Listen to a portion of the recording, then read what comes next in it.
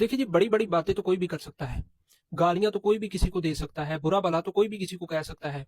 गंदी से गंदी ज़ुबान का इस्तेमाल तो कोई भी कर सकता है, इसमें कोई बहादुरी वाला काम तो नहीं है।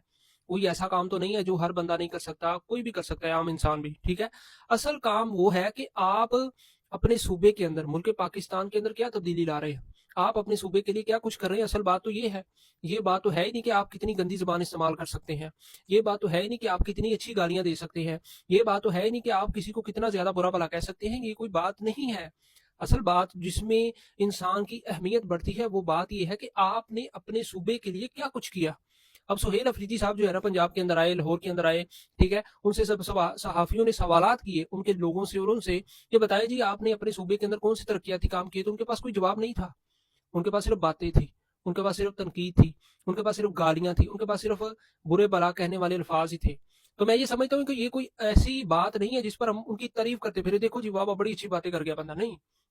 अगर आपके पास बुरी बातों के बजाय, नफ़रत फैलाने वाली बातों के बजाय अगर आपके पास ये जवाब होते, हाँ जी, हमने देखे जी खैबर पख्तूनख्वा के अंदर हॉस्पिटल्स बना रहे हैं, स्कूल्स बना रहे हैं, लोगों को ये सहूलतें दे रहे हैं, रोड्स अच्छे बना रहे हैं, तो फिर यकीनन आप तारीफ़ के काबिल होते।